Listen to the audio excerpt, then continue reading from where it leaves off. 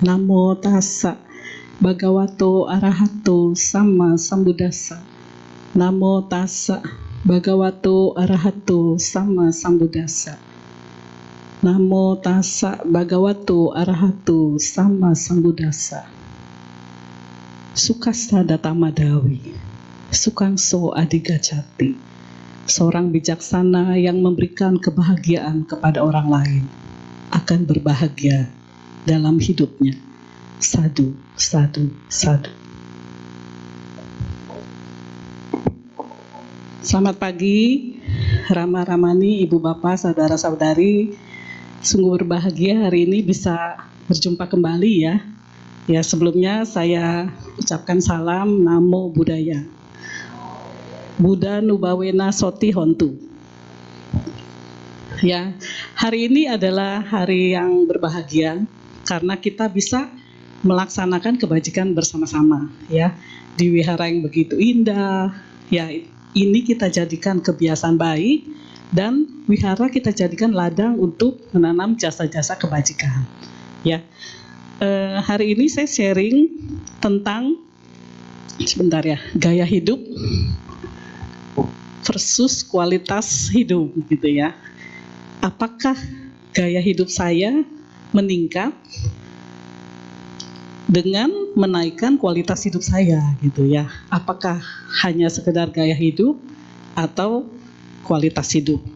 Hari ini adalah momen yang bagus ya, kita juga baru memasuki hari Imlek ya, sudah melewati. Jadi ini momen yang bagus bagi kita untuk melakukan kebajikan lebih baik lagi dari tahun-tahun sebelumnya ya. Bapak Ibu, saudara-saudari, kita juga baru memiliki presiden baru. Ya, presiden baru itu siapapun, ya, yang penting, yang terbaik adalah yang bisa mensejahterakan rakyatnya. Ya, mungkin saat ini banyak ibu-ibu kali ya mengetahui ada perubahan-perubahan harga, ya, kenaikan harga dari inflasi. Beras yang tadinya 5 liter itu 70.000, sekarang 90.000, yang lain-lain pun meningkat. Tapi kita masih bersyukur di Indonesia, ya. Kita masih bersyukur di Jakarta, ya. Walaupun naik, kehidupan masih terasa nyaman, ya.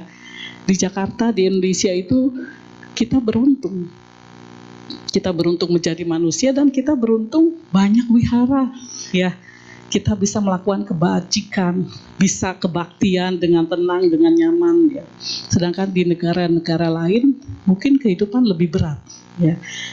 Mungkin kita sudah mendengar beberapa negara sedang mengalami krisis, termasuk sampai sekarang di Eropa, ya, juga negara maju juga mengalami krisis. Di Jepang krisis, ya. Semoga nggak masuk sampai ke Indonesia. Walaupun kenaikan harga kita masih terkendali inflasinya.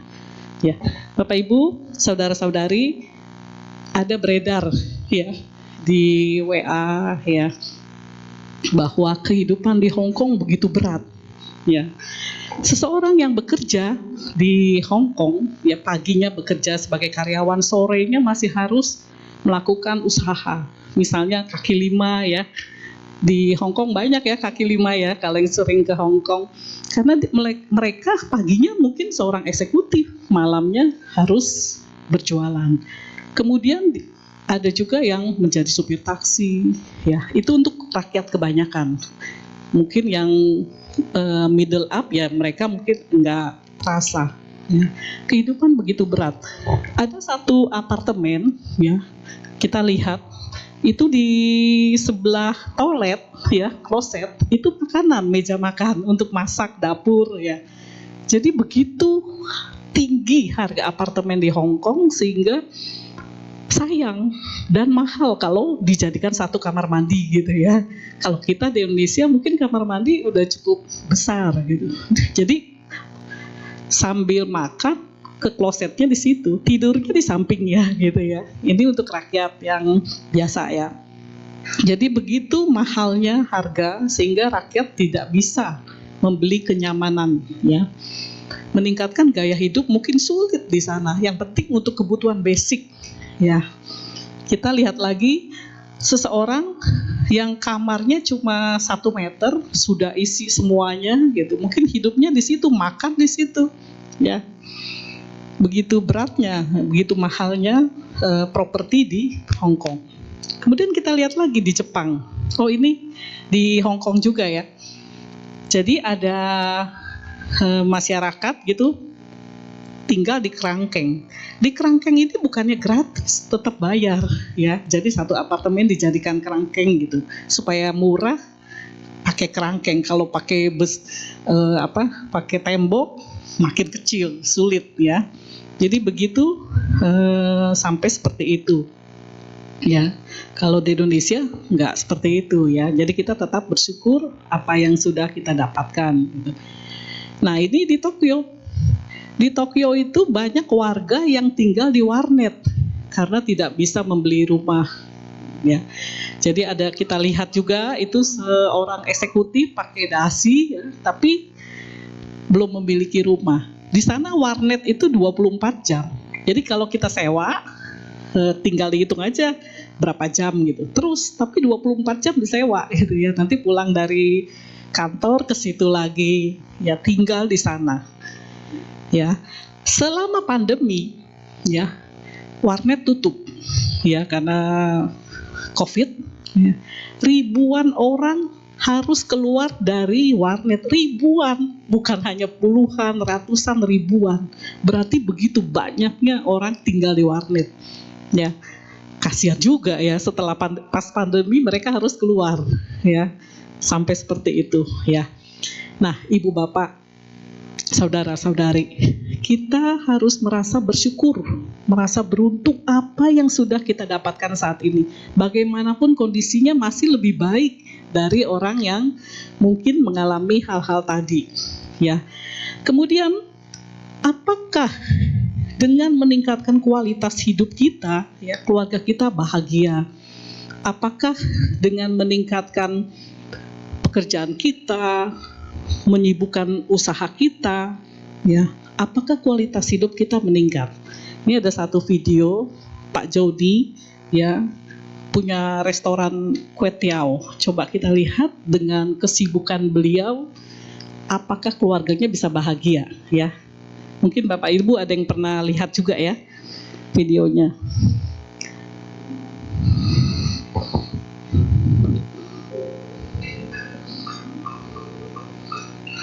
Kue tiao men ya, ini Pak Joni nih. Bisnis saya restoran ini. Gue kerja keras untuk bisnis ini, berharap bisa meningkatkan taraf kehidupan keluarga gue. Memang capek banget sih, dan sering makan hati lagi sama karyawan.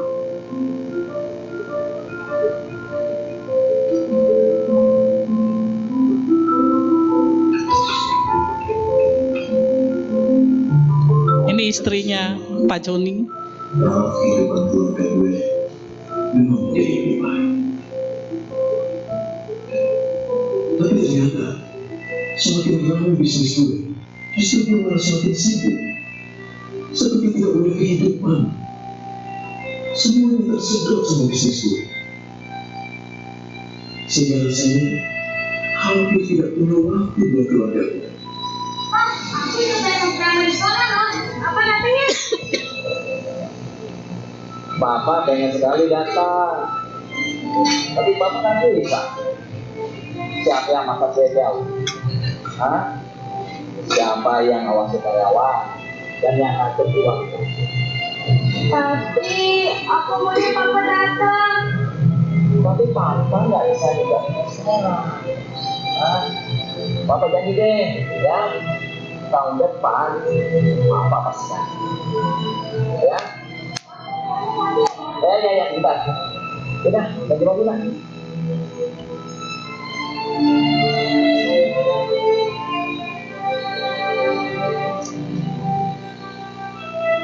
Capek banget rasanya.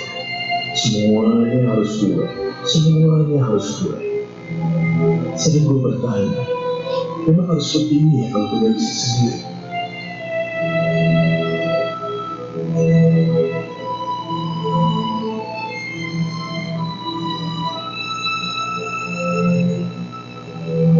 Sebagai bisnis yang mencapai peringkat nomor 1 di dunia, apalagi bisnis praktis dan Gonzales Economy 2 bisnis. Para pemain bisnis harus bantu bisnisnya agar profitable dan autopilot. Artinya, bisnis semakin menguntungkan dan bisa berjalan sendiri tanpa harus selalu ada pemilik bisnisnya di dalamnya. Telkomsel juga dengan geopolitical business coaching dengan telepon.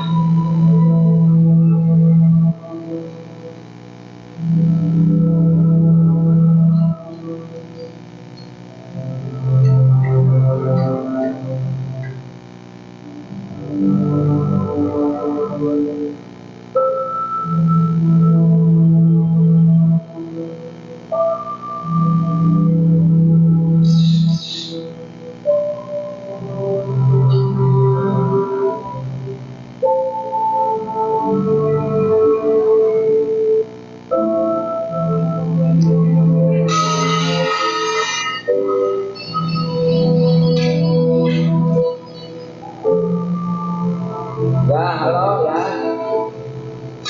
Ya, betul.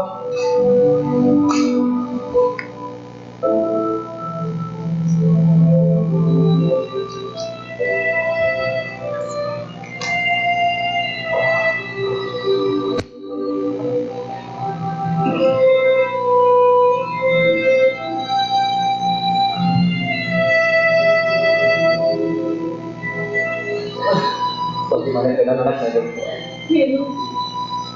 Anak bapak dan ibu mengalami overdosis dan sudah tidak bisa ditolong lagi. Maaf.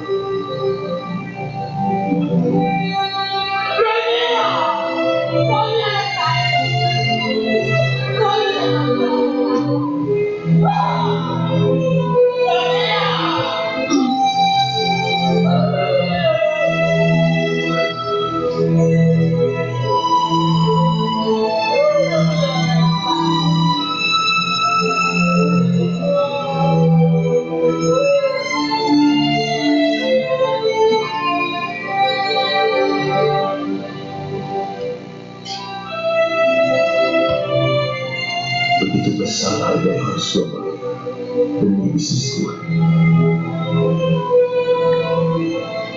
Kehilangan saat-saat yang begitu bernilai dalam hidup gue. Ternyata berapapun banyaknya uang yang gue punya, gak bisa mengembalikan waktu.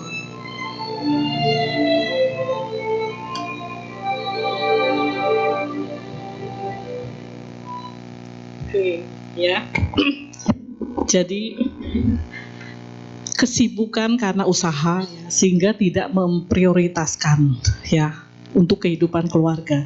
Jadi yang menjadi prioritas kita pertama praktek kebajikan, kemudian keluarga kita, istri kita, anak kita, suami kita, orang tua kita, mertua kita, ya, sahabat, organisasi, kesehatan itu prioritas, ya.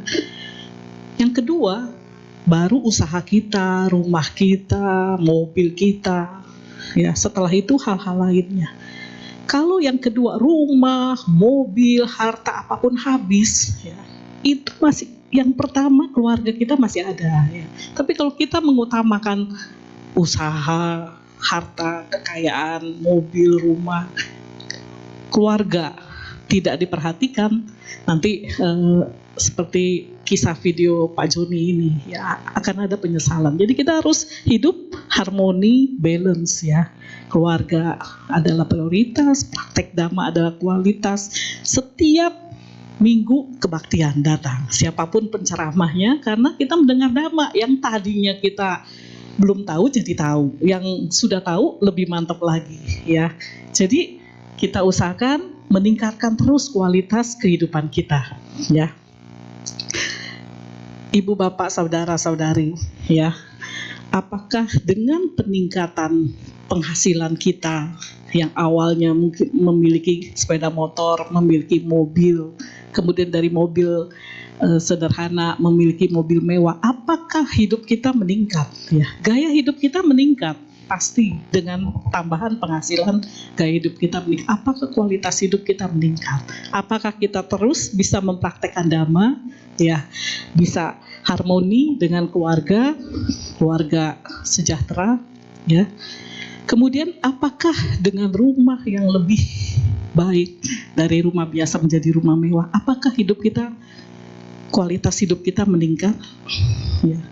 Apakah dengan menaikkan standar dari jam tangan biasa menjadi jam tangan mewah, tas biasa menjadi tas branded, apakah kualitas hidup kita meningkat? Gaya hidup kita meningkat, tapi apakah kualitas hidup kita meningkat? Ya.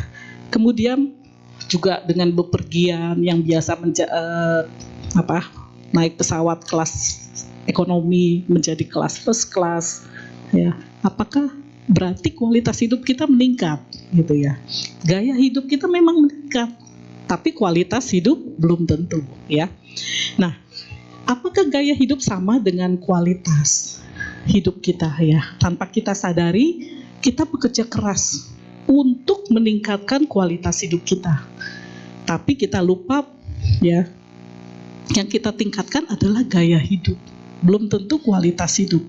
Apakah dengan meningkatnya penghasilan kita, kualitas hidup kita lebih meningkat? Kita bisa praktek dhamma lebih banyak, kita bisa bersama keluarga, bersama-sama kebaktian, ya.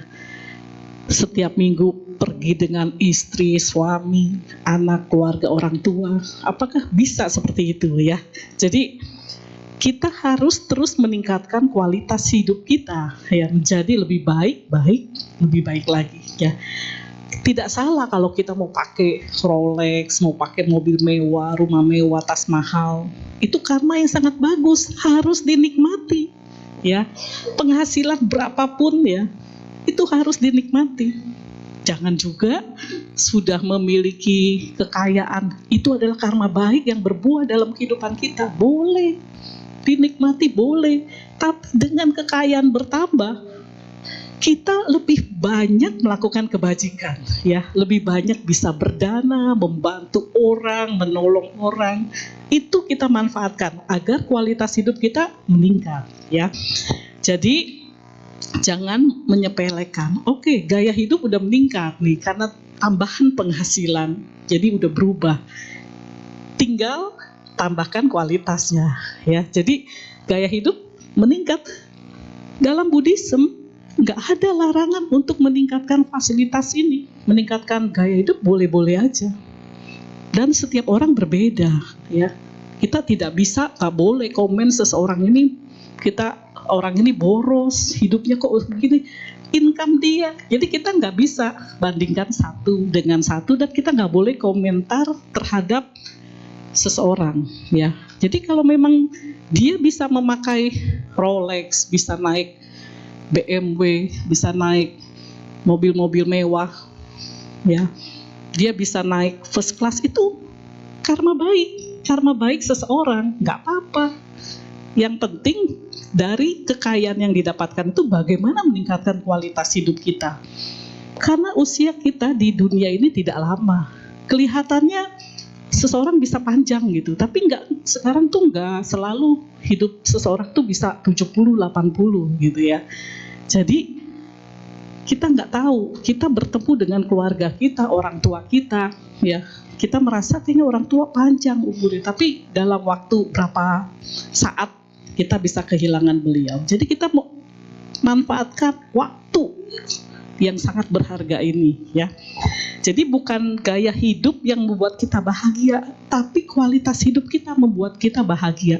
Sukasa data madawi, sukangso adigacati. Kalau kita bisa memberikan kebahagiaan kepada orang lain, baik itu keluarga, anak, istri, suami, orang tua, mertua, organisasi, sahabat-sahabat kita, dan juga kepada orang yang kita nggak kenal, kita berdana kepada siapapun, ya, membuat seseorang bahagia, maka hidup kita bahagia.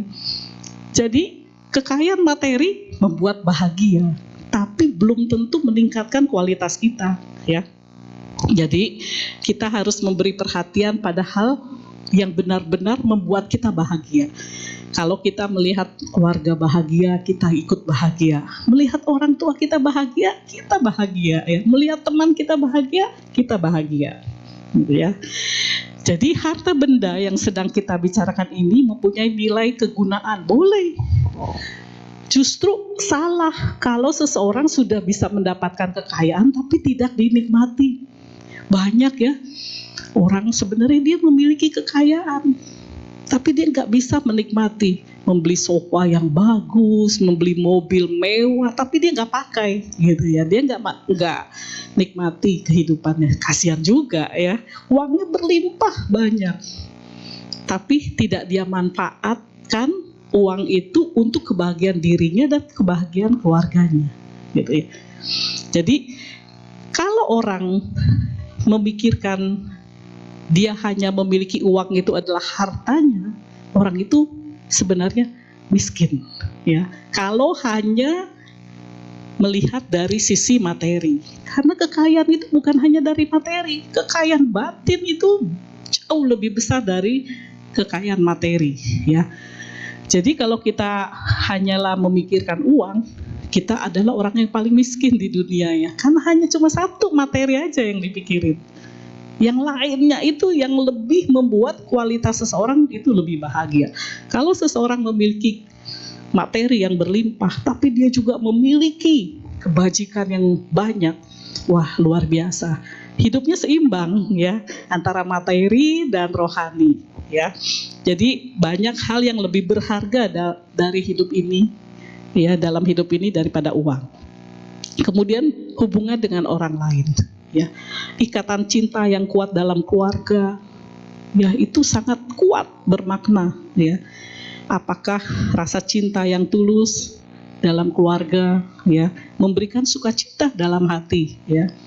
Jadi kemudian seberapa banyak orang yang udah kita tolong ya, kualitas hidup kita meningkat ya. Seberapa banyak kita bermanfaat bagi orang banyak, kualitas hidup kita meningkat ya. Jadi berbahagialah saat ini ya. Jadi jangan tunggu kebahagiaan sampai akhir. Nanti kalau saya udah naik BMW versi baru, saya baru bahagia.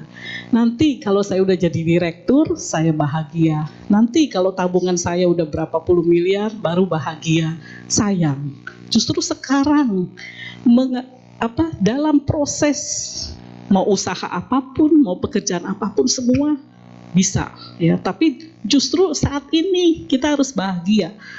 Kita bahagia udah tinggal di Indonesia dengan nyaman ya. Kita bahagia menjadi umat Buddha karena bisa kebaktian setiap minggu, bisa praktek dhamma ya. Jadi saat ini adalah yang terbaik. Istri saya adalah istri yang terbaik, suami saya adalah suami yang terbaik, anak saya adalah anak yang terbaik, orang tua saya orang tua yang terbaik bagi saya. Kepuasan itu membuat kita bahagia ya. Saya memiliki satu toko, udah bahagia. Bayangkan banyak sekali orang yang belum memiliki seperti yang kita punya. Saya menjadi karyawan, sudah bahagia. Begitu sulitnya cari pekerjaan ya. Jadi apapun yang kita dapatkan saat ini, kita puas. Tinggal dari kepuasan itu terus kita meningkatkan kehidupan kita. Jangan hanya udah gitu, ini aja nggak mau meningkatkan usaha kita, terus nggak apa-apa. Tapi paralel kualitas hidup kita ditingkatkan ya.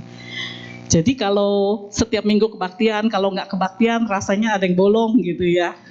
Jadi sekarang setiap minggu kebaktian, ajak keluarga, ajak teman-teman, yuk kita kebaktian yuk. Apalagi di Wihara Dharma Sukha ini, ya begitu indah, begitu banyak teman, ketemu teman-teman, kalyana mita, kita bernyanyi, belajar dhamma dari lagu, menjadi pengurus, menjadi volunteer, wah banyak sekali, kualitas hidup kita meningkat, ya. Di usia kita yang kita nggak tahu berapa lama, kita manfaatkan sebaik-baiknya ya. Kalau hari ini ada keadaan paling berat, bukan berarti tidak bisa menikmati. Ada seorang umat kita setelah pandemi kemarin, mungkin saya udah pernah cerita, dia punya hotel di Jakarta. Hotelnya sepi selama pandemi, tutup. Sekarang dilelang, diambil bank karena nggak bisa membayar cicilan. Akhirnya dilelang dengan harga murah. Betapa sedihnya usaha yang udah dibangun bertahun-tahun, yang sudah dibayar cicilan, itu nggak ada artinya karena bank menghargainya lebih murah jauh daripada harga pasar. Tapi apakah harus menderita terus? Ya, pandemi udah usai, terus berbuat kebajikan. Yang saya lihat, beliau setelah hotelnya hilang, rumahnya hilang, rukonya hilang, beliau mengatakan, oke, ini saya semangat. Di satu sisi saya dalam keadaan minus, saya mulai lagi usaha. Jadi bukan dalam keadaan nol, dalam keadaan minus, hutang begitu banyak. Ya. Tapi semangat, terus berbuat kebajikan. Jadi kita pisahkan satu masalah. Apakah keluarga sedang bermasalah, ya, ekonomi sedang bermasalah, usaha sedang bermasalah, kita taruh di satu sisi. Tapi di sisi lainnya kita terus meningkatkan kebajikan kita. Hal-hal inilah yang nanti akan melunasi, ya, karena akan timbul karma baik baru yang akan bisa merubah masalah ini dan mendapatkan solusi. Jadi apapun masalah kita, bercerai dengan keluarga, suami istri dengan pasangan, kehilangan orang tua, bisnis hilang, bangkrut, kita sisihkan satu sini masalah. Kita terus di sisi satunya, kita terus melakukan kegiatan normal. Kegiatan yang positif, berbuat karma baik, praktek dhamma, nanti yang masalah ini bisa diselesaikan. Karena akan muncul karma baru. Kalau sekarang setiap hari menderita, memikirkan suami yang pergi, memikirkan istri yang pergi, keluarga, usaha yang bangkrut, menderita setiap hari. Jadi kita harus pisahkan dua hal ini yang berbeda. Jangan menunda kebahagiaan. Walaupun di satu sisi ada masalah, kita tetap memiliki keluarga, misalnya usaha yang sedang mengalami masalah, kita masih memiliki keluarga, kita bisa bahagia bersama mereka. Ya, jangan artinya ini kehidupan kita terus menderita selama kita mengalami masalah sampai selesai. Jangan, kita tetap harus bahagia. Setiap hari bersyukur masih diberikan kesehatan, bersyukur masih bisa kebaktian, bersyukur masih bisa melakukan kebajikan-kebajikan walaupun kita sedang dalam keadaan masalah. Jadi bagi yang ingin mencari pekerjaan, yang belum dapat pekerjaan, nggak usah pusing, nggak usah cemas gitu ya. Terus saja melakukan kebajikan, pasti ada buah karma baik yang berbuah sehingga segala masalah yang ada di sisi kiri akan terselesaikan. Ya. Jadi bagaimana kita meningkatkan kualitas? Karena kita mengenal Buddha Dhamma, kita tingkatkan dengan dana, sila, dan meditasi. Tadi sudah latihan meditasi, kita tambah lagi di rumah. Dana. Ramani, saya sedang kesulitan keuangan, usaha saya sedang bermasalah, bagaimana saya mau berdana? Enggak usah berdana materi, berdana tenaga. Ya. Saya setiap datang ke wihara selalu dijemput oleh Romo Sarwan, ya. Wah, berdana yang begitu luar biasa, menjemput Bante. Oke, Pak, nanti minggu depan saya jemput, gitu ya, menjemput penceramah. Bahkan ada umat kita, ya, mereka mempunyai aditana niat, oke, setiap ada Bante saya jemput, gitu ya. Ada yang merupakan bertekad seperti itu. Atau saya menjadi pengurus wihara, saya menjadi MC, memimpin parita, memimpin lagu. Itu adalah dana yang begitu besar yang bisa kita lakukan tanpa materi, ya. Bahkan membuat orang lain bahagia itu adalah dana yang sangat besar, ya. Jadi bisa kita lakukan. Jadi kalau kita punya materi adalah karma baik, kita bisa berdana, bisa berbagi dengan materi kita. Tidak punya materi pun tidak masalah, tetap bisa berdana, baik melalui ucapan, pikiran, dan perbuatan. Kalau Bapak Ibu melihat orang lain melakukan kebajikan, kita mengatakan sadu, itu adalah udah kebajikan. Kenapa? Berbahagia melihat orang lain melakukan kebajikan, itu adalah karena perbuatan baik. Wah, nanti setiap ada teman melihat teman melakukan kebajikan, sadu, itu juga udah kebajikan. Ya, jadi banyak sekali yang bisa kita lakukan. Apalagi kalau kita memiliki materi, itu adalah karena baik dalam kehidupan ini. Ya, terus kita tingkatkan dengan meningkatkan kualitas hidup kita dengan berdana, baik itu melalui pikiran, ucapan, perbuatan, dan materi. Bahkan memaafkan orang yang bersalah kepada kita, daripada kita simpan 7 turunan nggak lunas gitu ya.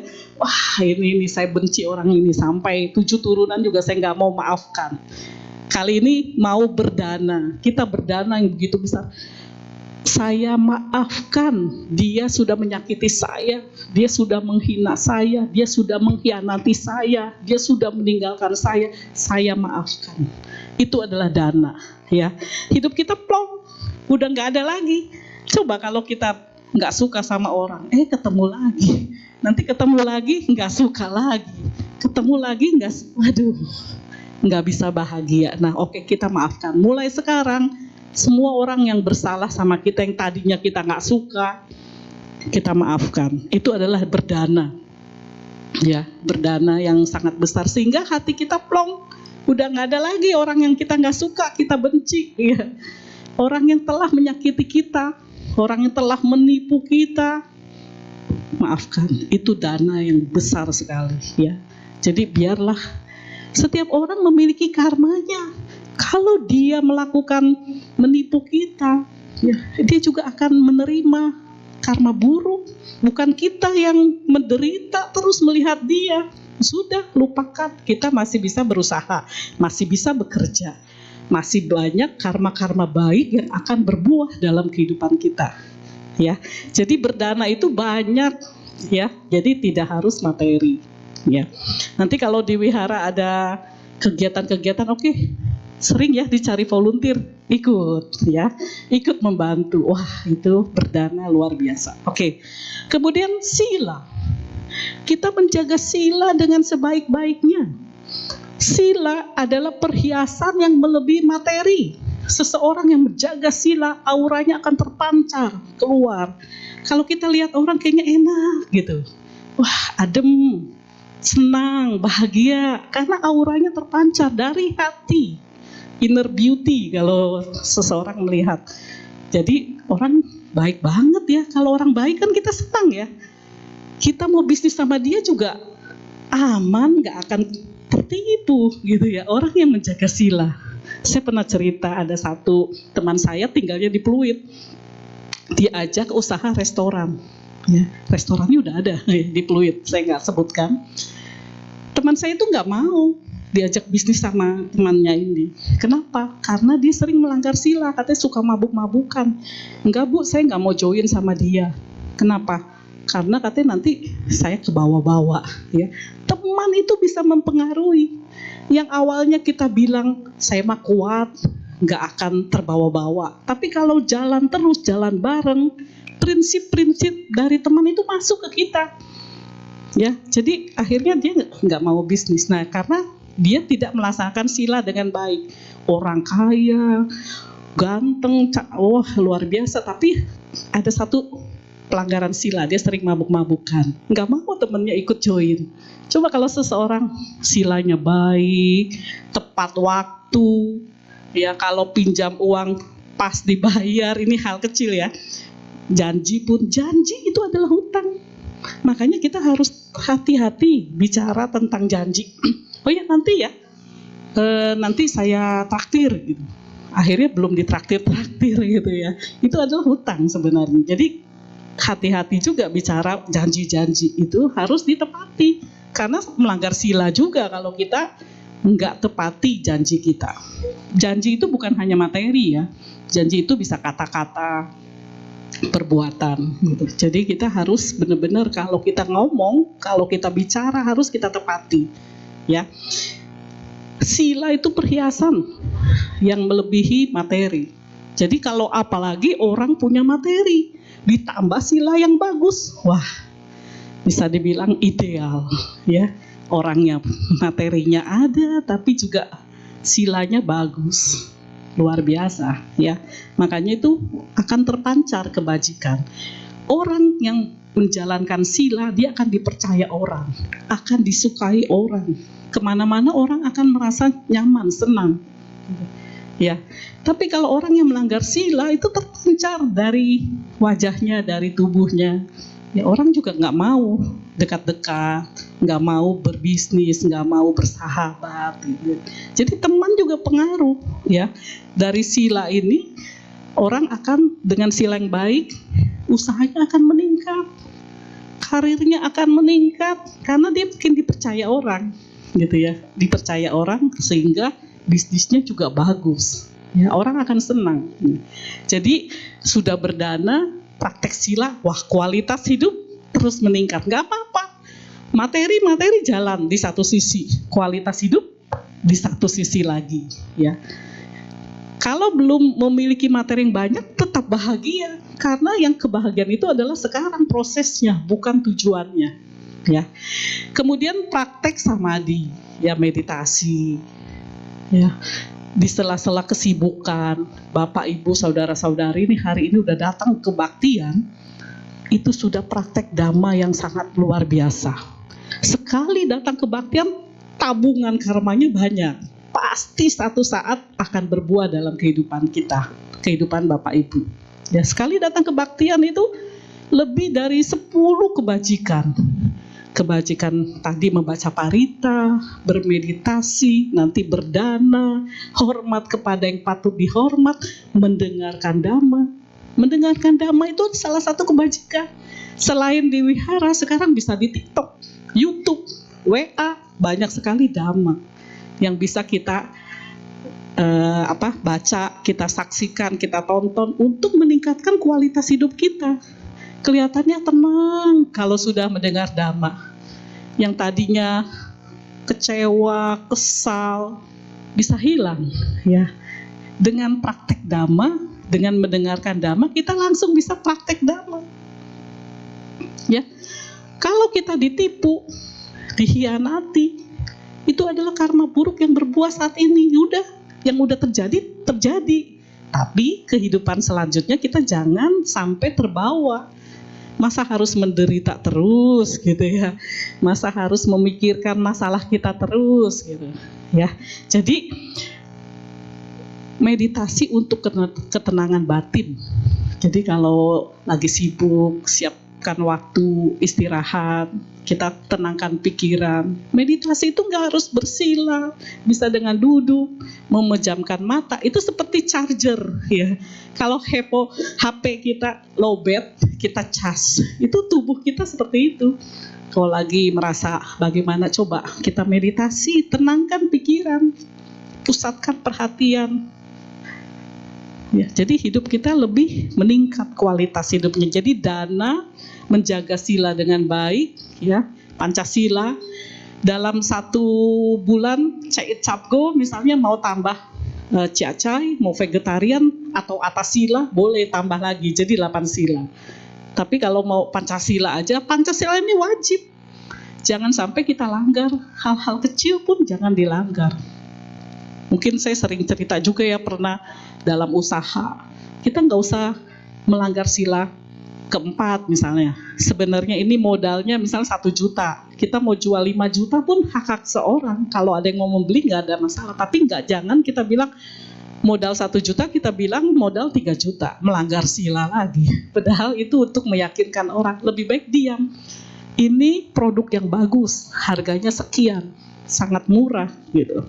Sudah demikian, gak usah sampaikan kebohongan-kebohongan kecil, kadang gak terasa. Seakan-akan itu bukan melanggar sila, tapi melanggar sila. Hal-hal kecil yang kita lakukan. Gitu ya. Jadi bisa Pancasila atau atas sila. Ya. Oke. Nah, kebahagiaan kita dan kualitas hidup kita tidak hanya ditentukan oleh harta. Harta hanya satu sisi, tapi kebahagiaan itu ada banyak macam. Kebahagiaan duniawi, sekarang udah hidup bahagia, usaha lancar, pekerjaan bagus, ya. Kemudian kita cari kebahagiaan surgawi. Kita sudah memiliki sada terhadap Guru Agung Buddha, itu adalah harta yang berharga. Kemudian kita menjaga sila kita, kemudian kita berdana dan tadi meditasi sehingga timbul kebijaksanaan dalam kehidupan kita. Kemudian setelah melakukan kebajikan ini, nanti jika meninggal akan terlahir di alam lebih baik, di alam surga. Bapak Ibu, banyak umat kita bertanya, ya, karena apakah umat Buddha dijamin masuk surga gitu ya? Dijamin masuk surga jika melaksanakan sila dengan baik, melaksanakan dana, udah pasti kalau ke alam surga. Surga di dalam umat Buddha tuh banyak, ada tingkatan-tingkatan. Kalau hanya surga pasti bisa. Hanya dengan melakukan dana, sila, samadhi udah pasti masuk surga, ya. Tapi tujuan kita bukan hanya surga, karena surga kalau kebajikannya habis dia akan turun lagi. Tujuan kita lebih dari surga, ya, mencapai nibbana. Jadi pencapaian nibbana itu dengan mensucikan pikiran, ya. Jadi melaksanakan, ya, dan melepas belenggu-belenggu dalam kehidupan kita, ya. Oke. Guru Agung Buddha mengatakan, apabila seseorang mencintai dirinya sendiri, maka ia harus menjaga diri dengan sebaik-baiknya. Dhammapada Attawagga 157. Baru tanggal 9 Maret kemarin kita mendengar ada satu keluarga bunuh diri. Dengar nggak ya? Nih, semoga nggak serem ya. Satu keluarga bunuh diri di apartemen Teluk Intan baru minggu lalu, ya. Kenapa? Karena mengalami kesulitan yang begitu besar. Saya mendengar katanya masih diselidiki polisi, katanya memiliki hutang yang banyak. Tapi ayahnya mengajak istrinya, ya, dan 2 anaknya bunuh diri pakai ikat tali, terjun dari lantai 21. Tidak mencintai dirinya tadi, karena menyangkut kehidupan jadi satu, tidak membedakan ini satu masalah, ini satu solusi, ya. Jadi sudah tidak ada jalan keluar, panik, putus asa, akhirnya menghabisi dirinya, hidup dirinya, istrinya dengan 2 anaknya. Sayang, tidak mencintai diri. Makanya setiap ada masalah apapun pasti akan bisa mendapatkan solusi. Jadi setiap masalah kita taruh di sisi kiri, di sisi kanan kita melakukan kehidupan yang normal. Jangan sampai terbawa kesedihan itu terus, ya. Jadi kita setiap masalah apapun dalam kehidupan kita taruh di satu sisi, ya. Di sisi kanannya terus melakukan kebajikan, meningkatkan kualitas hidup. Masalah ini akan bisa diatasi. Setiap masalah pasti ada solusinya, ya. Buddha memberikan cara bagaimana mempunyai upaya yang jelas dan benar dalam hidup ini, ya. Pertama, mencegah hal-hal buruk dan jahat yang belum ada dalam diri kita agar tidak timbul. Kita harus berupaya mengarahkan tekad dan usaha untuk mencapai tujuan ini. Jadi kalau belum ada hal-hal buruk, jangan sampai timbul, jangan sampai muncul dalam kehidupan kita. Bagaimana caranya? Terus melakukan kebajikan, ya. Seperti ibaratnya garam dengan 1 botol air, ya. Kalau airnya banyak, kebajikannya banyak, garamnya ini nggak terasa lagi, ya. Karma buruk juga terasanya nggak terasa, ya. Misalnya harusnya ada karma buruk yang berbuah, kita harus kehilangan uang misalnya 10 juta. Tapi kalau income-nya ratusan juta, nggak terasa, karma buruk yang berbuah. Jadi ibaratnya seperti itu. Yang penting karma baiknya banyak. Seperti jatuh di kasur empuk, bukannya jatuh ditimpa tangga, ada lagi untuk kalajengking kita digigit ular. Wah, buah karma buruk bertubi-tubi bareng. Tapi kalau ada karma baik jatuh di kasur empuk, nggak terasa.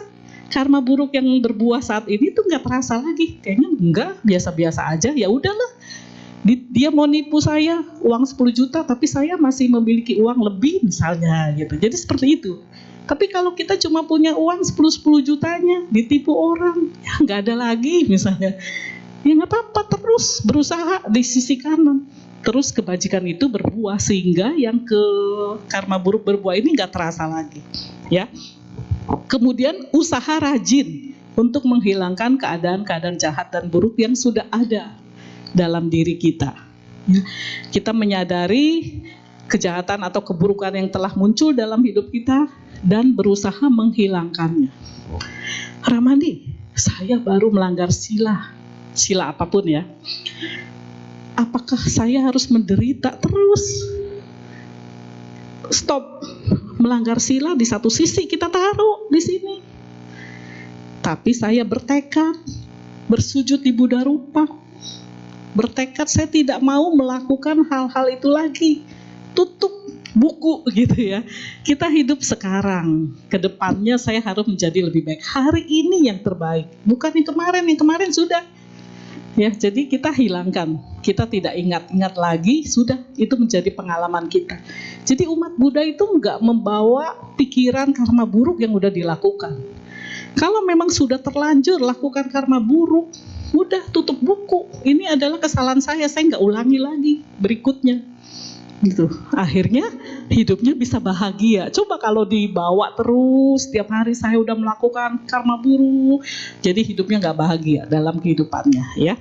Kemudian usaha rajin untuk menimbulkan keadaan baik dalam diri kita. Ya tadi terus kebaktian, terus menjalin teman-teman yang baik, ya berteman, happy kalau kebaktian, datang ke wihara, meditasi, berdana, baik itu tenaga atau waktu atau pikiran, bagaimana memajukan wihara, bagaimana kegiatan sekolah minggu kita, remaja kita, Bapak Ibu, saudara-saudari, kita harus menjaga anak-anak kita agar sadanya juga kuat.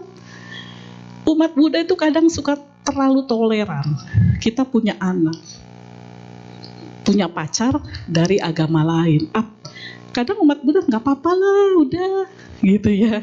Kan sama-sama baik, agama itu baik. Tapi itu sehingga umat Buddha saat ini sebenarnya menurun, terutama remajanya. Ya, kalau kita kebaktian, remaja-remaja di daerah itu kadang saya suka pernah datang cuma 5 orang, 6 orang. Nah itu menjadi PR bagi pengurus-pengurus wihara. Ya. Jadi bagaimana agar anak-anak kita juga sadanya kuat. Jangan sampai hanya karena berteman, berpacaran dengan agama lain mengalah gitu ya. Ini dari sisi kita dalam Buddhisnya ya. Kalau memang sudah terlanjur gimana Ramani? Kalau sudah terlanjur ya masing-masing gitu. Kadang umat kita lebih toleran. Tapi kalau di tempat lain nggak bisa tuh, mereka keras gitu ya. Jangan sampai anak-anak kita juga demikian, anak, cucu, ya, ponakan, agar sadanya kuat. Kemudian yang nomor 4, usaha yang rajin untuk menjaga dan mengembangkan keadaan yang baik yang telah timbul agar tidak membiarkannya lenyap.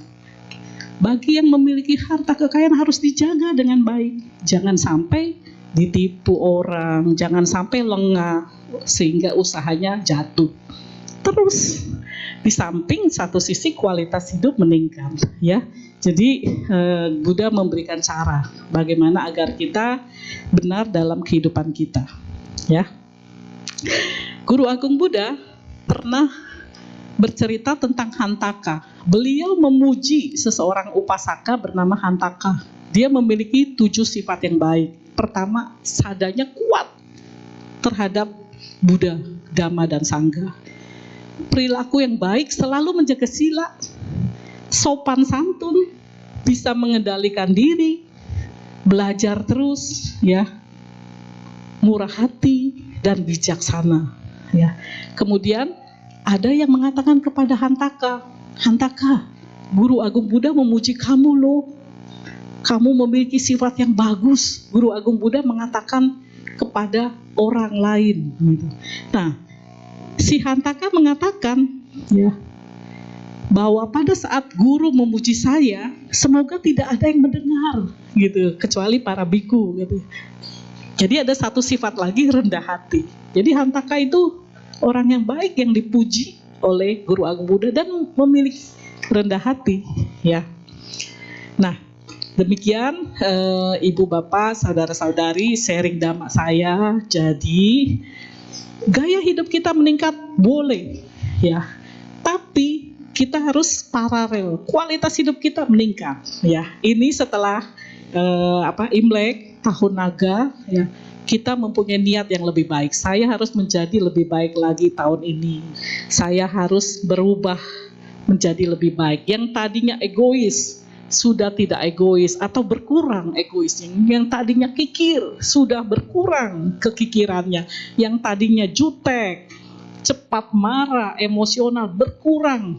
Nah, praktik dhamma ini membawa kita menjadi lebih baik. Hal-hal yang tadinya kurang baik bagi saya, kita berubah. Suami istri cuman hanya masalah handuk, ya. Suami menaruh handuk di kasur, berantem. Istri masak kurang enak, berantem, ya. Hal-hal itu sudah nggak ada. Kalau memang hal-hal tidak baik dari anak, suami, istri, ya kita hadapi, kita bantu, kita maklumi, sehingga keadaan keluarga kita damai. Bagaimana rezeki mau datang kalau di rumah tiap hari cekcok, ribut anak, suami, istri, nggak ada keharmonisan, tidak ada rezeki akan datang ke keluarga yang demikian. Makanya kalau kita damai, menjaga sila, sebelum marah, baru mau marah sama istri, ya, diam dulu, aduh nanti menyakiti hati. Istri mau marah sama suami, mau marah sama anak, diam. Kadang-kadang sama orang tua, kita nggak merasa. Mama kok begitu? Itu sudah menyakiti, cuma kata-kata keras sedikit, ya. Mama jangan begitu dong, gitu. Ya, itu udah menyakiti. Itu kata-kata itu yang akan menyakiti, kita redam, kita tahan. Oh, saya mau menjadi lebih baik. Nanti suaminya, kok ini istri saya sekarang nggak suka marah-marah, gitu. Sudah praktek dhamma dalam skop keluarga. Setelah itu dengan organisasi, lingkungan, wah, nanti berubah, ya. Auranya lebih baik, menjadi orang yang baik, senang, temannya banyak, usahanya tambah bagus, tambah lancar, ya. Dari hal-hal kecil di dalam kehidupan kita. Saya pernah bertanya kepada satu acan, yaitu dari waktu ke tempat Lungta Mahaboa. Acan, bagaimana kalau kita memeditasi dengan baik? Kamu sudah lihat keluarga dirimu, lihat dulu apakah kamu ramah, sering berterima kasih, senyum, di rumah nggak berantem. Wah, berarti acan, ya, mengatakan demikian. Di rumah tuh harus hal yang kecil tuh harus rukun dulu, bahagia dulu, baru bisa melakukan kebajikan-kebajikan lainnya. Benar nasihatnya seperti itu, ya. Jadi kualitas hidup akan paralel dengan gaya hidup, ya. Makin meningkat ekonomi, makin meningkat kesejahteraan, kualitas hidup kita harus meningkat juga, ya. Demikian apa yang dapat saya sharingkan hari ini. Terima kasih. Mungkin ada pertanyaan, ya. Baik, terima kasih. Terima kasih.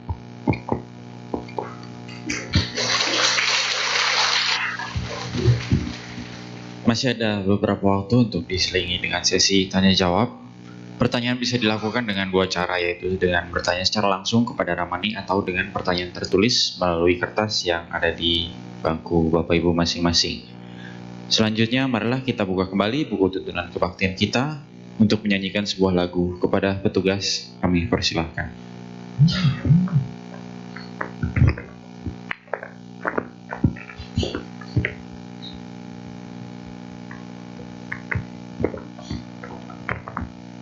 Marilah kita menyanyikan lagu yang berjudul Di Dalam Damamu pada halaman 95.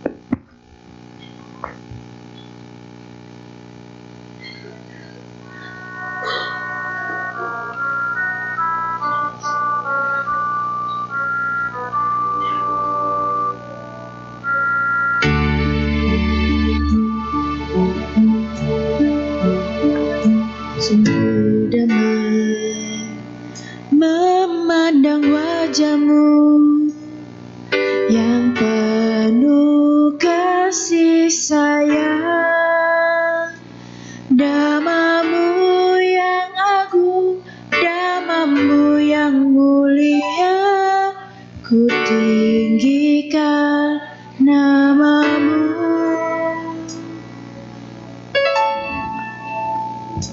Kemuliaan di dalam damamu, pelita kehidupan, ku yakinkan segalanya di setiap langkahku, jalan tengah menuju kenibanan.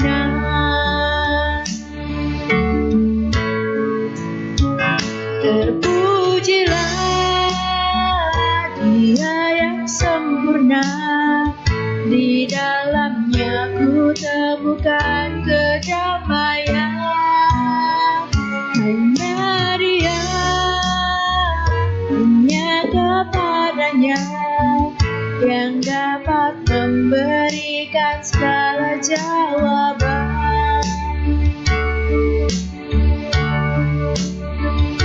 Kemuliaan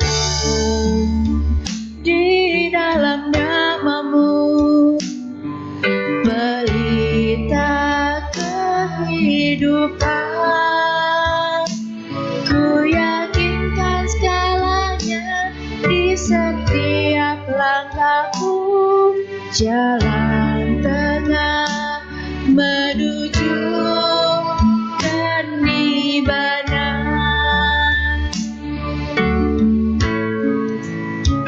Terpujilah Dia yang sempurna, di dalamnya ku temukan kedamaian. Hanya Dia, hanya kepadanya yang dapat memberikan segala jawaban. Terpujilah Dia yang sempurna, di dalamnya ku temukan kedamaian. Hanya Dia, hanya kepadanya yang dapat memberikan segala jawaban.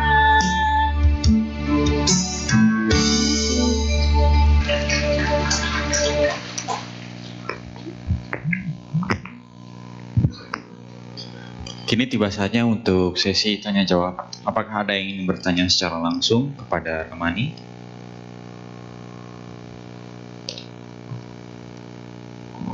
Jika tidak ada, mungkin Ramani bisa menjawab pertanyaan secara tertulis. Oke, baik, terima kasih. Ini ada beberapa pertanyaan luar biasa ya. Ya, kalau bertanya itu sebenarnya juga sangat bagus sekali ya, karena bisa mendapatkan jawaban-jawaban ya menurut Buddhis. Ya. Kadang ada satu umat malu bertanya, tapi setelah kebaktian WA saya gitu, Ramani saya mau bertanya, boleh-boleh juga. Ya kadang-kadang nggak mau share gitu karena di depan teman-teman ya, boleh saja. Kalau punya satu pertanyaan, segera cari jawabannya agar hidup kita tidak bertanya-tanya ya. Oke, ini ada yang bertanya, bagaimana meningkatkan kualitas hidup tanpa meningkatkan gaya hidup? Ini sangat bagus ya. Kalau gaya hidup, yang disebut gaya hidup ini ya, kita terus berusaha mau hidup sederhana tadi. Yang tadinya naik motor karena penghasilannya bertambah, membeli mobil misalnya. Tapi kalau misalnya kita nggak mau meningkatkan gaya hidup, ya tetap saja dengan gaya hidup yang ada saat ini. Bisa. Jadi gaya hidup ini karena banyaknya orang mau meningkatkan gaya hidup. Tapi kalau nggak mau meningkatkan gaya hidup, saya mau hidup sederhana seperti ini. Penghasilan saya pada saat kerja sekian, hidupnya demikian.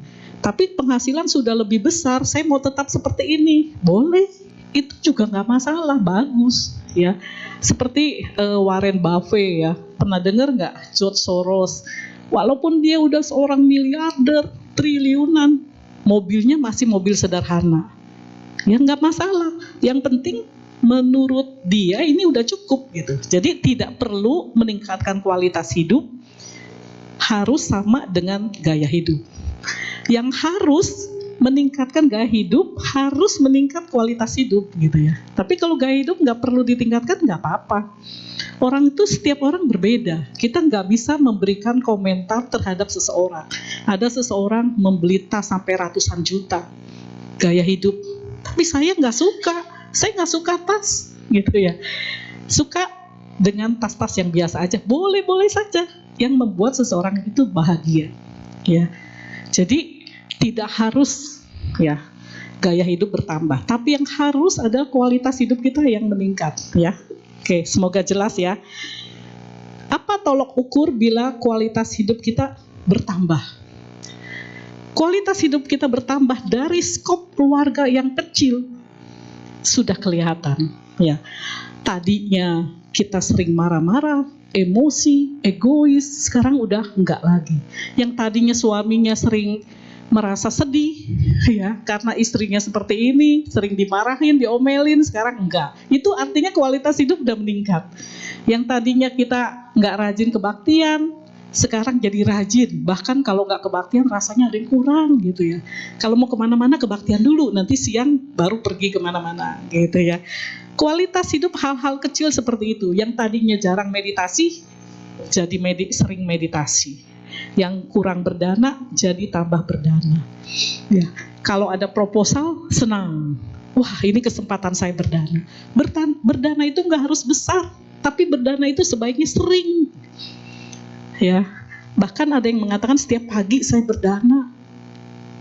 Cari hanya transfer 10.000, 20.000, 100.000, itu artinya udah berdana. Sekarang berdana dengan transfer bisa ya. Berdana tenaga. Yang tadinya nggak pengurus, sekarang jadi pengurus, jadi volunteer wihara, gitu ya. Jadi apapun bisa, itu artinya kualitas hidup kita sudah meningkat. Kalau kita membuat keluarga kita bahagia, organisasi, lingkungan kita berbahagia, artinya kualitas hidup kita sudah meningkat. Jadi ya, kekotoran batin kita udah berkurang, kualitas hidup kita udah meningkat. Kekotoran batin kita apa yang tadinya pemarah, egois, sombong, itu udah berkurang. Ya, jadi yang tadinya cepat marah, jutek, suntuk, membuat orang jengkel, menjengkelkan orang, kitanya sendiri jengkel, udah berkurang. Jadi hidup kayaknya plong gitu, pagi bangun tidur, wah bahagia, tidak ada lagi orang yang kita yang benci. Ya, keluarga rukun, damai. Memarahi anak juga ada caranya. Kalau kita memarahi, kamu jangan malas. Itu yang terekam di otaknya itu malas. Kamu bodoh, terekam di otaknya itu bodoh. Enggak, kata-kata negatif udah dihindari. Kalau punya anak, cucu, wah ini anak mami, anak papi yang paling hebat, pinter. Besok kamu lebih baik lagi ya. Nah itu akan terekam. Anaknya akan menjadi lebih baik. Tapi kalau cucu, ponakan, kamu jangan malas. Yang terekam malasnya. Kamu lebih rajin ya. Kamu pasti anak pintar. Kamu princess orang tua, kamu kebanggaan orang tua. Wah, itu akan terekam dalam otaknya. Jadi itu kata-kata negatif dalam kehidupan kita ya, dalam keseharian. Kalau cerita banyak ya, nanti waktunya udah habis ya. Kemudian cara berargumen dengan orang tua yang benar tanpa menyalahi perasaan orang tua. Bapak Ibu, banyak sekali ya dalam kehidupan kita nggak sadar itu kita terlahir di dunia ini karena orang tua. Berarti ada ikatan karma lampau kita dengan orang tua kita. Ya, kita nggak bisa memilih orang tua kita siapa. Itu adalah karma yang berbuah pas kondisinya masak, sehingga kita terlahir di orang tua kita. Jadi itu kesamaan karma. Ya, mereka memiliki anak. Ada yang anak membayar karma kepada orang tua. Orang tua membayar karma kepada anak. Pernah dengar nggak misalnya anaknya sakit-sakitan dari kecil sampai orang tuanya habis-habisan berobat. Itu adalah karma pada saat dia membayar karma, memang harus seperti itu. Kemudian ada anak yang memang harus membayar karma kepada orang tua. Ya. Tapi karma baik orang tua tidak akan pernah kita balas. Tidak akan bisa kita balas. Kita panggul orang tua, kita gendong kanan kiri. Seumur hidup tidak bisa membalas jasa orang tua. Jadi kalau kita memiliki orang tua yang kurang baik, ya kita nasihati. Kalau memang beliau belum bisa berubah, ya terus saja kita nasihati. Ada satu kasus nih ya, ini semoga waktunya cukup ya. Umat kita sekarang, dia memiliki seorang mama papa, mamanya baru meninggal. Papanya itu sering menyakiti mamanya. Anaknya melihat, bahkan sering tindakan fisik. Anaknya benci kepada papanya. Udah dinasehati, dia merasa belum. Nah sekarang dia belajar bagaimana supaya dia nggak benci sama papanya. Bahkan papanya sekarang ditinggal, udah orang tua tinggal sendirian karena dia nggak suka sama sifat papanya yang suka marah, emosi, apalagi pada saat dia lihat mamanya disakiti. Tapi bagaimanapun ini adalah orang tua, ya. Jadi kita nggak bisa membalas jasa-jasa beliau. Kenapa kita terlahir punya orang tua seperti ini? Itu karma buruk kita juga, gitu. Karma kita. Jadi bagaimana tidak menyakiti, tetap berikan nasihat ya kepada orang tua yang kurang baik. Ya semoga beliau berubah. Kalau dinasehati, diajak, dibimbing, tapi nggak usah dimarahi. Ya nggak usah dimarahi orang tua. Ya jadi tetap terus dinasehati. Jadi tetap bisa ya kita tahan kata-kata yang kurang baik. Orang tua tetap dipenuhi, diberikan nafkah, diajak jalan, walaupun dia tidak memiliki sifat yang baik. Lama-lama bisa berubah. Jadi kesabaran kita, karena itu adalah keadaan kita yang harus membalas kebaikan orang tua.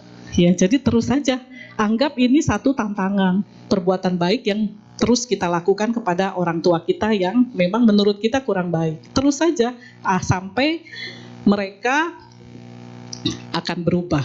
Karena usia orang tua tidak lama, ya. Kalau kita tidak manfaatkan waktu sebaik-baiknya untuk membalas jasa orang tua, sayang. Ya, jadi bagi yang masih ada orang tua, ini adalah waktu yang tepat untuk membalas apapun sifat orang tua itu, ya. Jadi itu terus saja kita berbuat kebajikan, memberi nasihat, gitu ya. Oke.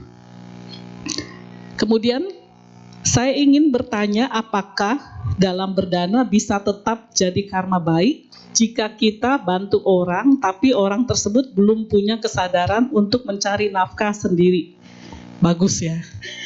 Kita berdana, orang yang menerima itu melakukan karma baik atau apa ya, itu terpisah.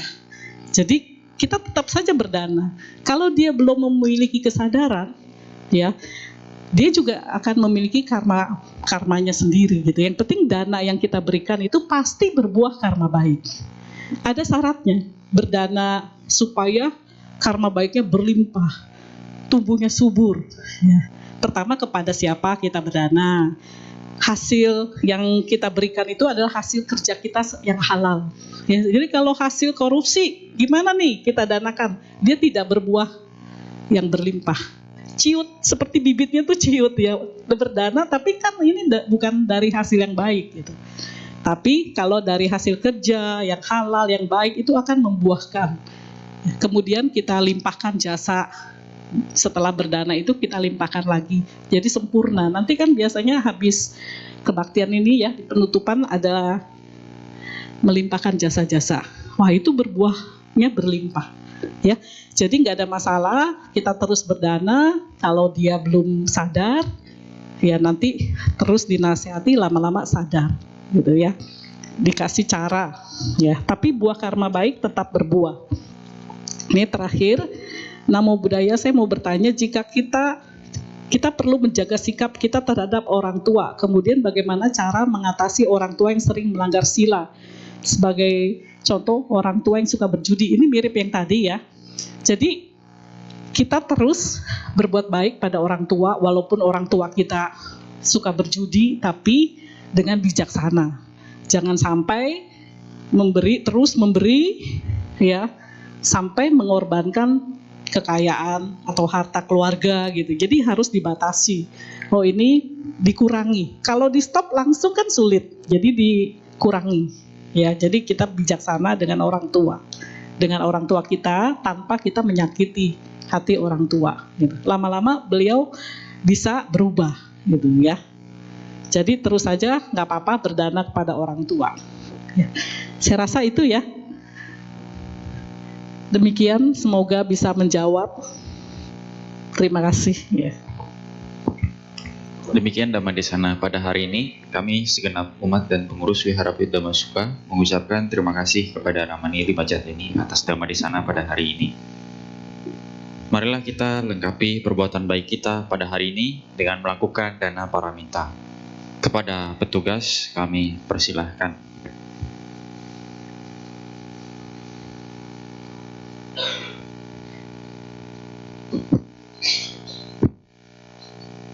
Mungkin saya tutup dulu sebentar ya. Saya tutup ya? Atau setelah berdana? Oke. Baik Bapak Ibu, kita tutup Puja Bakti hari ini ya. Terima kasih atas perhatian Bapak Ibu, saudara-saudari. Semoga jasa yang kita lakukan bersama-sama pada pagi hari ini mendukung kita mencapai nibbana. Jasa-jasa kebajikan yang kita lakukan bersama-sama pada pagi hari ini kita limpahkan kepada para leluhur sanak keluarga yang sudah mendahului. Semoga mereka berbahagia. Semoga semua makhluk hidup berbahagia. Sabe sata bawantu suki tata. Sadu, sadu, sadu. Terima kasih. Selamat siang. Namo Buddhaya. Suki hontu. Terima kasih.